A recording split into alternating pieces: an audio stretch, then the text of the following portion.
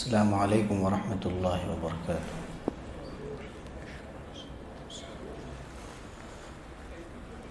حضرات، ہر منگل کو صحابہ کرام کی زندگیوں پر اور ان کے کارناموں پر روشنی ڈالی جاتی ہے۔ آج جس شخصیت کا انتخاب کیا گیا ہے وہ ہیں حضرت ابو درداء انصاری رضی اللہ عنہ۔ حضرات، جیسا کہ آپ کو معلوم ہے کہ صحابہ کرام رضی اللہ عنہم اجمعین مختلف قبیلوں اور خاندانوں سے تعلق رکھتے تھے، اور ان کی زندگی پر اس کا بھی اثر تھا، ان کے بیک گراؤنڈ کا، ان کے پس منظر کا اور مزاج کا بھی اثر تھا۔ حضور صلی اللہ علیہ وسلم کے صحابہ میں بعض وہ ہیں کہ جو اعلیٰ درجے کی صلاحیت رکھتے تھے جنگ کے میدانوں میں، بعض وہ تھے جو علم کے میدان میں بہت آگے تھے، اور علم میں بھی مختلف شاخیں ہیں۔ کوئی قرآن مجید کی تفسیر کا ماہر تھا، کسی کی روایتیں حضور صلی اللہ علیہ وسلم سے بہت زیادہ ہیں، کوئی مسئلہ مسائل اور لوگوں کے درمیان جو جھگڑے ہوتے ہیں ان کو ایک قاضی کی حیثیت سے حل کرنے کی صلاحیت زیادہ رکھتا تھا۔ کچھ وہ تھے جو شاعری میں بہت ماہر تھے، اور کچھ وہ صحابہ تھے جو اپنے علم اور عمل کے ساتھ، ظاہر ہے کہ تمام صحابہ علم و عمل میں بہت آگے تھے، ان کے اندر جرأت اور بہادری جیسی صفات زیادہ نظر آتی، اور کچھ وہ ہیں کہ جن کے اندر عبادت کا جذبہ، زندگی میں سادگی اور زیادہ سے زیادہ وقت مسجد میں گزارنے کی عادت، یہ اور اس قسم کی صفات اور اس قسم کے اخلاق ان کی زندگی میں زیادہ نظر آتے ہیں۔ حضرت ابو درداء رضی اللہ عنہ انہی لوگوں میں، اور یہ حضور اکرم صلی اللہ علیہ وسلم کا امتیاز ہے کہ جس شخص کے اندر جو خوبی زیادہ دیکھتے تھے اسی کے مطابق اس کی تربیت بھی فرماتے تھے، اور اس خاص سلسلے میں اس کی حوصلہ افزائی بھی فرماتے تھے، تاکہ اس کے اندر وہ جوہر اور نکھر جائے اور اسے بھی اور اس کے آس پاس کے لوگوں کو اور سماج کو اس سے فائدہ ہو۔ جیسے حضرت ابو ذر غفاری رضی اللہ عنہ تھے، حضرت سلمان فارسی، حضرت ابو درداء رضی اللہ عنہ انہی میں۔ حضرت ابو درداء کا جو یہ نام ہے ابو درداء، یہ اصل ان کی کنیت ہے، ان کا نک نیم ہے۔ ان کی بیٹی تھیں درداء، انہی کی طرف منسوب ہیں، درداء کے والد۔ حضرت ابو درداء رضی اللہ عنہ کی پیدائش 580 عیسوی میں ہوئی تھی۔ حضور اکرم صلی اللہ علیہ وسلم سے 8-9 سال چھوٹے تھے، اور یہ مدینہ منورہ میں تھے۔ خزرج سے ان کا تعلق تھا۔ خزرج جو مشہور قبیلہ، اوس اور خزرج دو مشہور قبیلے تھے، ان میں سے خزرج سے ان کا تعلق تھا۔ اور حضور صلی اللہ علیہ وسلم جب مدینہ تشریف لائے تھے تو جو لوگ بھی اسلام لانے والے تھے، مشہور لوگ، زیادہ تر لوگ بہت تیزی سے اسلام لے آئے، یہاں تک کہ بدر میں ان میں سے زیادہ تر لوگ شریک تھے۔ لیکن حضرت ابو درداء رضی اللہ عنہ جیسا جذبے والا شخص، عبادت گزار، سمجھدار، بعد میں جیسا کہ ان کی زندگی سے نظر آیا، انہوں نے فوری اسلام قبول نہیں کیا تھا، کیونکہ بعض لوگوں کے اندر بہت غور و فکر کے بعد کوئی فیصلہ کرنے کی عادت ہوتی ہے۔ تو حضرت ابو دردہ رضی اللہ عنہ کا بھی روزمرہ کا معمول تھا کہ وہ اپنی دکان پہ جاتے تھے، تجارت کرتے تھے۔ ایک دن جب وہ لوٹ رہے تھے تو انہوں نے دیکھا کہ کچھ لوگ جمع ہیں، بڑی تعداد میں ہیں۔ جب لوگوں سے معلوم کیا کہ یہ کون لوگ ہیں تو لوگوں نے بتایا کہ یہ وہ صحابہ ہیں جو حضور اکرم صلی اللہ علیہ وسلم پر ایمان لا چکے تھے اور یہ بدر کے غزوے سے لوٹ رہے ہیں۔ تو حضرت ابو دردہ انصاری رضی اللہ عنہ نے کوئی خاص توجہ نہیں دی اور انہوں نے جو ان کا کام تھا اپنی دکان پر روزانہ جانے کا اور تجارت کرنے کا، وہ اس طرف چلے گئے۔ لیکن ایک بات انہوں نے ضرور معلوم کی کہ عبداللہ ابن رواحہ کہاں ہے۔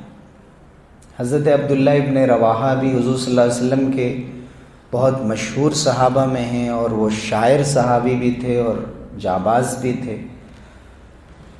لیکن ابو دردہ اور حضرت عبداللہ ابن رواحہ میں بڑی قریبی دوستی تھی جاہلیت کے زمانے سے۔ عبداللہ ابن رواحہ شروع میں ہی اسلام لے آئے تھے، حضرت ابو دردہ اسلام نہیں لائے تھے، لیکن حضرت عبداللہ ابن رواحہ کو بڑی فکر رہتی تھی اور ہمیشہ ان کو سمجھاتے رہتے تھے اور توحید کے بارے میں، حضور صلی اللہ علیہ وسلم کی رسالت کے بارے میں بتاتے رہتے تھے۔ تو ان کو اپنے ساتھی کی بڑی فکر تھی کہ یہ غزوے میں گئے تھے، وہاں سے واپس آئے یا نہیں آئے۔ تو کسی نوجوان نے بتایا کہ ہاں وہ واپس آ گئے ہیں اور وہ خیریت سے۔ حضرت عبداللہ ابن رواحہ نے خود اپنے دوست سے ملنا چاہا۔ جب وہ ان کے گھر گئے تو دیکھا کہ ابو دردہ گھر میں موجود نہیں ہیں، تو ان کی اہلیہ سے، جن کا نام ام دردہ تھا، ان سے انہوں نے پوچھا کہ ابو دردہ کہاں ہیں۔ جب انہوں نے بتایا کہ ابھی وہ گھر میں موجود نہیں ہیں تو حضرت ابو دردہ نے ان سے اجازت چاہی کہ میں ان کے کمرے میں انتظار کرتا ہوں۔ تو انہوں نے اجازت دے دی، وہ اپنے کام میں چلی گئیں۔ حضرت عبداللہ ابن رواحہ رضی اللہ عنہ کو معلوم تھا کہ ابو دردہ جن بتوں کی عبادت کرتے ہیں ان سے بہت محبت کرتے ہیں۔ تو حضرت ابو دردہ کا معمول تھا کہ وہ ان پر عطر چھڑکتے تھے، ریشمی لباس پہناتے تھے، اور اس دن خاص طور سے انہوں نے یمن سے کسی نے ان کو ایک لباس لا کر دیا تھا بہت خوبصورت ریشم کا، وہ بتوں پر چھپا کر اور ان کو پہنا کر گئے تھے۔ تو حضرت عبداللہ ابن رواحہ نے ان کو اٹھایا اور بتوں کو توڑ دیا، پھینک دیا ان کو، اور نکل گئے۔ جب حضرت ابو دردہ کی اہلیہ ام دردہ نے دیکھا تو ان کو بہت تعجب بھی ہوا، افسوس ہوا کہ میں اپنے شوہر کو کیا جواب دوں گی، یہ اتنی محبت کرتے ہیں ان بتوں سے۔ تو جب وہ شام میں لوٹے اور انہوں نے پوچھا کہ یہ کیا قصہ ہے، تو انہوں نے بتایا کہ آپ کے دوست عبداللہ ابن رواحہ آئے تھے اور انہوں نے یہ سب کیا۔ تو فطری بات ہے کہ ابو دردہ کو بہت غصہ آیا اور وہاں سے نکلے، لیکن راستے میں ان کو یہ خیال آیا کہ واقعی میں اگر یہ بت اس لائق ہوتے کہ ان کی عبادت کی جائے اور ان کو پوجا جائے تو آج یہ اپنا دفاع کر لیتے، خود کو تو کم سے کم بچا لیتے، لیکن وہ خود کو نہیں بچا سکے۔ اس لیے ضرور اس میں مجھے بھی ایک طرح کا شبہ اور شک ہے۔ وہ عبداللہ ابن رواحہ سے ملے اور انہوں نے ان کو سمجھایا، ان کے اعتراض کا جواب دیا، ان کو مطمئن کیا، تو راضی ہو گئے اس بات پر کہ ہم حضور صلی اللہ علیہ وسلم کی خدمت میں حاضر ہوں۔ دونوں حضور اکرم صلی اللہ علیہ وسلم کی خدمت میں حاضر ہوئے اور انہوں نے اسلام قبول کیا۔ اسلام قبول کرنے کے بعد حضرت ابو دردہ رضی اللہ عنہ کی عجیب کیفیت تھی، بس اس بات پر روتے رہتے تھے کہ ہم سے جو ملتے جلتے صحابہ تھے ہمارے آس پاس، وہ اسلام لے آئے، وہ بدر میں بھی گئے، وہ قرآن سیکھ رہے ہیں، وہ حضور صلی اللہ علیہ وسلم کی مجلس میں جا رہے ہیں، مجھے اتنی دیر کیوں ہو گئی؟ اور اسی لیے وہ زیادہ تر وقت عبادتوں میں گزارنے لگے، قرآن کی تلاوت میں، ذکر و تسبیح میں۔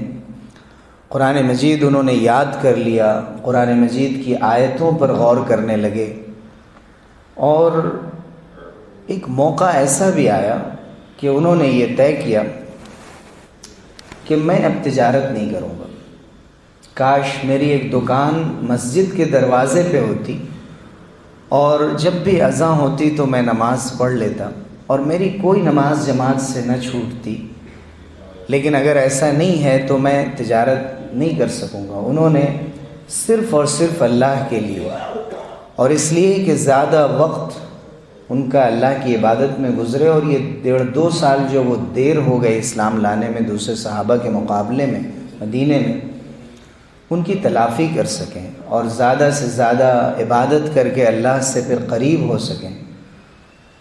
اور انہوں نے یہ طے کیا کہ میں اب تجارت کے لیے نہیں جاؤں گا، اور جو بھی اللہ تعالیٰ نے ان کو دیا تھا گزر بسر کے لیے اسی میں بہت تنگی کے ساتھ زندگی گزارنے لگے۔ دن کو روزے رکھتے، اور زیادہ تر روزے رہنے کا معمول تھا، کم سے کم 3 دن ضرور روزے رکھتے تھے مہینے میں۔ چاشت کی نماز کا اہتمام تھا، تہجد کی نماز کا اہتمام تھا، جو کچھ بھی میسر تھا صدقے کا اہتمام تھا۔ اسی طرح سے کم پیسے ہونے کے باوجود بڑے مہمان نواز تھے، اسی لیے ایک موقع سے ایک پوری جماعت لوگوں کی ایک بڑی تعداد ان کے یہاں مہمان ہوئی۔ انہوں نے ان کو کھانا پیش کیا، سخت سردی کا موسم تھا تو لوگوں کو ٹھنڈ ہوئی اور انہوں نے سوچا کہ ابو دردہ کوئی چیز اوڑھنے کے لیے بھیجیں گے، تو کوئی چیز اوڑھنے کے لیے نہیں آئی۔ تو انہوں نے اندر جا کر معلوم کرنے کی کوشش کی تو دیکھا کہ ابو دردہ خود بھی ایسے ہی سو رہے ہیں، ان کے جسم پر ایک چادر بھی نہیں، اور اسی طرح انہوں نے تکلیف کے ساتھ رات گزاری۔ جب حضرت ابو دردہ سے پوچھا تو انہوں نے کہا بڑی مشکل سے تو کھانے کا انتظام کر پاتا ہوں، اور اگر میں دنیا جمع کرنے میں لگ جاؤں تو میں آخرت کے لیے کیا کر پاؤں گا، اسی لیے میں نے گھر میں زیادہ سامان جمع نہیں کیے۔ اور فرمایا کہ المخف خیر من المثقل، جس کے پاس سامان کم ہے وہ اس سے بہتر ہے جس کے پاس سامان زیادہ ہے۔ اور پھر فرمایا کہ میں کیسے لے کر جا پاؤں گا اگر میں زندگی میں بہت سارا سامان جمع کر لوں، اور یہ پلسرات سے گزرنا ہے اور ایسی منزلیں ہیں یہاں سے جو آخرت کا سفر ہے، جتنا کم سامان ہوگا اتنا آسانی سے میرا سفر ہوگا، اور جتنا زیادہ سامان ہوگا اتنا زیادہ ہمیں مشکل پیش آئے گی۔ تو حضرت ابو دردہ رضی اللہ عنہ بہت سادگی سے زندگی بسر کرتے تھے۔ اسی موقع سے حضرت سلمان فارسی رضی اللہ عنہ جب ایمان لائے تو حضور صلی اللہ علیہ وسلم نے حضرت ابو دردہ کو حضرت سلمان فارسی کو بھائی بھائی بنا دیا۔ آپ جانتے ہیں کہ مدینے میں مواخات ہوئی تھی، صحابہ میں آپس میں ایک دوسرے کو بھائی بنایا گیا تھا، تو حضور صلی اللہ علیہ وسلم نے حضرت سلمان فارسی کو ان کا بھائی بنایا۔ تو اکثر ایک دوسرے کے گھر آنا جانا ہوتا تھا۔ ایک دن حضرت سلمان فارسی جب حضرت ابو دردہ کے گھر گئے تو ان کی نظر ام دردہ پر پڑی، ان کی اہلیہ پر۔ وہ خود بھی صحابیہ تھی، 2 اہلیہ تھیں ان کی، ام دردہ کبریٰ اور ام دردہ صغریٰ۔ تو جو بڑی ام دردہ ہیں وہ صحابیہ بھی تھیں، ان کی روایتیں بھی ہیں، اور جو چھوٹی ام دردہ تھیں وہ صحابیہ نہیں تھیں، یعنی بعد میں ایمان لانے والوں میں تھیں، اور وہ بھی بڑی زاہد اور عابد خاتون تھیں۔ تو حضرت ام دردہ پر جب نظر پڑی تو حضرت سلمان فارسی رضی اللہ عنہ نے دیکھا کہ بہت معمولی کپڑے میں، تو انہوں نے آواز دے کر یہ کہا کہ آخر میں ایسا کیوں دیکھ رہا ہوں؟ تو انہوں نے کہا آپ کے بھائی ابو دردہ، ان کے پاس فرصت ہی نہیں ہے ان چیزوں کے لیے کہ اچھا کھانا کھائیں، اچھے کپڑے پہنیں، ان کو اس چیز کا شوق نہیں ہے، وہ صرف عبادت میں لگے رہتے ہیں۔ تو حضرت سلمان فارسی رضی اللہ عنہ نے حضرت ابو دردہ رضی اللہ عنہ سے جب ملاقات ہوئی اور انہوں نے کھانا پیش کیا تو حضرت سلمان فارسی رضی اللہ عنہ نے فرمایا کہ آپ بھی کھائیں ہمارے ساتھ۔ تو حضرت ابو دردہ نے کہا میں تو روزے سے ہوں۔ تو انہوں نے کہا کہ جب تک آپ نہیں کھائیں گے میں نہیں کھاؤں گا۔ تو ظاہر ہے وہ نفلی روزہ تھا، اور مہمان کے لیے نفلی روزہ توڑا جا سکتا ہے، تو انہوں نے ان کا روزہ توڑوا دیا۔ اور پھر جب رات کا وقت ہوا، سلمان فارسی انہی کے گھر میں اس رات بسر کرنے والے تھے، تو انہوں نے دیکھا کہ حضرت ابو دردہ مصلی لے کر اپنے نماز کے لیے چلے، تو حضرت سلمان فارسی رضی اللہ عنہ نے فرمایا کہ ابھی آرام کریں۔ پھر تھوڑی دیر بعد اٹھنے لگے، کہا پھر ابھی آرام کریں۔ پھر رات کے آخری پہر میں خود بھی اٹھے اور ان کو بھی اٹھایا اور کہا چلے اب ہم لوگ دونوں مل کر نماز پڑھتے ہیں، اور ان کو ایک نصیحت کی کہ دیکھو ان لربک علیک حقا وان لنفسک علیک حقا وان لاہلک علیک حقا، تمہارے رب کا بھی تم پر حق ہے، تمہارے بدن اور جسم کا بھی تمہارے اوپر حق ہے، تمہارے گھر والوں کا بھی تمہارے اوپر حق ہے۔ پھر اس نصیحت کے بعد جب حضور صلی اللہ علیہ وسلم کے پاس یہ دونوں گئے اور حضور کو بتایا کہ حضرت سلمان فارسی نے اس طرح حضرت ابو دردہ کی تربیت کی، تو حضور صلی اللہ علیہ وسلم نے فرمایا کہ صدق سلمان نے صحیح کہا۔ وہ حضرت سلمان فارسی رضی اللہ عنہ نے اپنے عمل سے یہ بتایا کہ دین میں اعتدال مطلوب ہے، نہ بالکل انسان غافل ہو جائے اور نہ اتنی زیادہ عبادت میں منہمک ہو جائے کہ پھر اس کو اپنے گھر والوں کی بھی پرواہ نہ رہے اور جو ضروری چیزیں ہیں زندگی کی ان کا بھی انتظام نہ کر پائے اور اس کے بغیر سخت تنگی میں پڑ جائے۔ تو انہوں نے گویا ان کی تربیت کی، لیکن اس سے یہ ضرور معلوم ہوا کہ حضرت ابو دردہ رضی اللہ عنہ نہایت زاہد عابد انسان تھے، بہت ہی خاکسار، بہت زیادہ توجہ اللہ کی طرف رکھنے والے۔ اور حضرت عمر ابن خطاب رضی اللہ عنہ نے اپنے زمانے میں جب حضرت ابو دردہ نے خواہش کی کہ میں دمشق جانا چاہتا ہوں، شام جانا چاہتا ہوں، تو حضرت عمر رضی اللہ عنہ نے فرمایا کہ ابو دردہ اگر آپ شام کے گورنر بن کے جائیں، وہاں کسی عہدے پر جائیں تو میں آپ کو بھیجوں گا۔ انہوں نے کہا کہ نہیں، یہ میرا کام نہیں، یہ مجھ سے نہیں ہو سکے گا۔ حالانکہ آپ دیکھ رہے ہیں کہ صحابہ میں بہت سے ہیں جو بڑے درجے کے قائد تھے، لیڈر بھی تھے، لیکن بعض اپنے مزاج کے اعتبار سے ان چیزوں سے دور رہنا چاہتے تھے، اقتدار سے، کرسی سے۔ انہوں نے کہا کہ یہ تو نہیں ہوگا۔ حضرت عمر نے فرمایا کہ نہیں، تمہیں کوئی نہ کوئی ذمہ داری لینی ہوگی۔ تو حضرت ابو دردہ نے فرمایا کہ میں لوگوں کو قرآن سکھاؤں گا، میں نماز پڑھاؤں گا، میں یہ کام کر سکتا ہوں۔ تو حضرت عمر رضی اللہ عنہ نے فرمایا کہ بہت اچھی بات ہے۔ وہاں گئے، جامع عمری میں ان کا درس ہوتا تھا، وہاں لوگ ان سے مسائل پوچھتے تھے، وہ ان کو نصیحتیں کرتے تھے اور لوگوں کی امامت کرتے تھے۔ لیکن جب انہوں نے دیکھا کہ دمشق میں چونکہ حضرت معاویہ رضی اللہ عنہ وہاں حضرت عمر کی طرف سے گورنر تھے اور ماشاءاللہ وہاں بڑی ترقی تھی اور لوگ اچھے گھروں میں رہتے تھے، اچھے کپڑے پہنتے تھے، تجارت میں منہمک تھے، ایک مرتبہ حضرت ابو دردہ رضی اللہ عنہ نے لوگوں کو جمع کیا مسجد میں، اب ان کے مزاج کی یہ بات بالکل برخلاف تھی۔ انہوں نے نصیحت کی اور کہا لوگوں کو نصیحت کرتے ہوئے، مالی ارا علماءکم یذهبون وجہالکم لا یتعلمون، کہ عجیب بات ہے، میں دیکھتا ہوں کہ تمہارے علماء رخصت ہو رہے ہیں، جا رہے ہیں، یعنی کثرت سے علماء کا انتقال ہو رہا ہے، اور تم میں جو لوگ نہیں جاننے والے ہیں وہ سیکھتے نہیں ہیں، تو اس دین کا کیا ہوگا، اس علم کا کیا ہوگا؟ مالی اراکم تقبلون علی ما تکفل لکم بہ اللہ عز وجل، کہ میں دیکھ رہا ہوں کہ تم ان چیزوں پر متوجہ ہو کہ جس کی کفالت اللہ نے لے رکھی ہے، تمہاری زندگی گزارنے کے جو اسباب ہیں ان کی ذمہ داری اللہ نے لی ہے، وَتَرَكْتُمْ مَا أُمِرْتُمْ بِهِ، اور جو حکم دیا گیا اسے تم چھوڑ رہے ہو۔ یعنی تم نمازوں کے لیے جیسے اہتمام ہونا چاہیے، خاص طور سے نفلی نمازیں اور نفلی عبادت، ان کی طرف تمہاری توجہ نہیں ہے۔ پھر فرمایا کہ مالی اراکم تجمعون ولا تاکلون، میں دیکھتا ہوں کہ تم لوگ جمع کرتے ہو اور کھاتے نہیں ہو، یعنی ضرورت سے زیادہ جمع کرتے ہو۔ مالی اراکم تبنون ولا تسکنون، بناتے ہو اور رہتے نہیں ہو، یعنی بہت سی ایسی چیزیں تم بنا رہے ہو جن میں تمہارے لیے رہنے کا موقع ہی نہیں ہے، یا اگر ہے بھی تو کب تک رہو گے۔ پھر فرمایا مالی اراکم تؤملون ما لا تبلغون، ایسی چیزوں کی آرزو کر رہے ہو جہاں تک پہنچ بھی نہیں پاؤ گے۔ اور پھر فرمایا کہ کیا قوم عاد کے وارث بننا چاہتے ہو؟ کیا ان کی طرح اولاد اور مال جمع کر سکتے ہو؟ لیکن ہرگز تم یہ نہیں پسند کرو گے کہ قوم عاد کا ترکہ تمہیں ملے، بلکہ تم رسول اللہ صلی اللہ علیہ وسلم کے وارث بننا چاہو گے۔ اگر ان کے وارث بننا چاہتے ہو تو سنبھل کر زندگی گزارو۔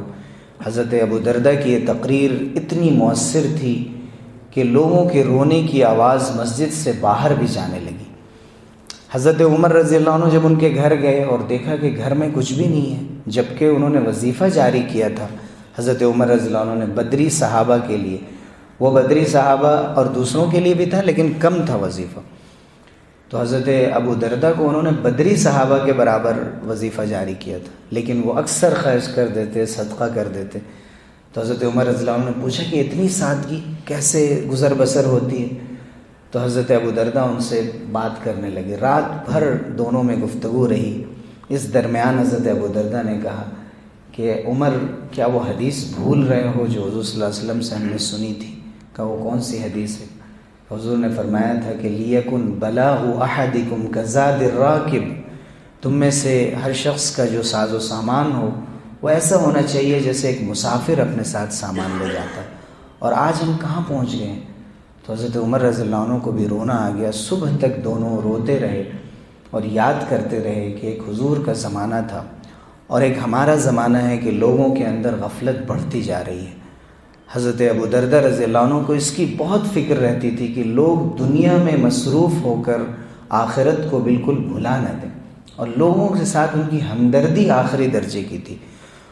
موقع تو ان کو یہاں تک ملا کہ ان کی بیٹی کے لیے پیغام حضرت معاویہ کے بیٹے یزید کا بھی آیا، لیکن انہوں نے دیکھا کہ یزید محل میں رہتے ہیں عیش و عشرت کے ساتھ۔ انہوں نے کہا کہ مجھے اچھا نہیں معلوم ہوگا کہ میری بیٹی دردہ گھر میں رہے اور اس کے ارد گرد خادم کام کر رہے ہوں اور میں ملنے کے لیے آؤں ایک محل میں اجنبی سے لگوں گا، مجھے یہ پسند نہیں ہے۔ اور ایک عام سے مسلمان بچے سے انہوں نے شادی کر دی۔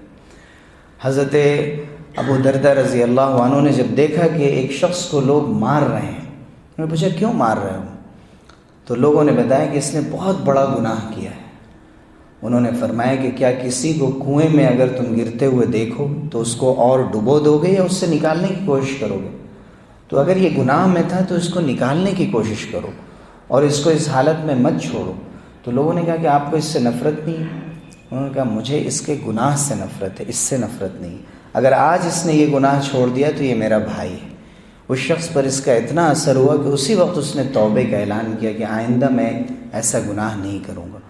تو یہ حضرت ابو دردہ رضی اللہ عنہ کی زندگی کی کچھ جھلکیاں ہیں کہ جس سے یہ معلوم ہوتا ہے کہ وہ حد سے زیادہ قرآن مجید کا اہتمام کرنے والے، تلاوت اور تدبر، عبادت کرنے والے، لوگوں کے ساتھ بہتر سلوک کرنے والے، مہمان نوازی کرنے والے، اور اس کے ساتھ ساتھ قضا کے منصب پہ بھی رہے۔ حضرت معاویہ رضی اللہ عنہ جب کہیں جاتے تھے دمشق میں اپنی جگہ پر ان کو رکھ کر جاتے، بڑے درجے کے قاضی بھی تھے، عالم بھی تھے، اس کے باوجود انہوں نے ہمیشہ اس بات کا لحاظ رکھا کہ زندگی میں اتنا نہ جمع کیا جائے کہ انسان کے پاس اس کا حساب نہ رہ جائے، اور کل جب اللہ کے سامنے حاضر ہو تو اسے ندامت کا سامنا ہو، شرمندگی ہو۔ یہ حضرت ابو دردہ رضی اللہ عنہ کی زندگی کا سبق ہے کہ ہمیں بھی اپنی زندگی میں اللہ نے جو بھی وسعت دی ہو اس کے مطابق یقیناً اس بات کی گنجائش ہے کہ اپنے لیے بہتر سے بہتر زندگی اختیار کی جائے، لیکن ہمیشہ اس پر نظر رہے کہ کہیں میں دور تو نہیں نکل گیا ہوں، کہیں اتنا تو غافل نہیں ہو گیا کہ مجھے اب یاد ہی نہیں رہا کہ انسان کی ضرورت کیا چیز ہوتی ہے اور حساب و کتاب کیا چیز ہوتی ہے۔ اللہ تعالی ہم سب لوگوں کو عمل کی توفیق سے نوازے اور اس زندگی میں احتیاط کے ساتھ قدم آگے بڑھانے کی توفیق دے۔ آمین وآخر دعوانا الحمد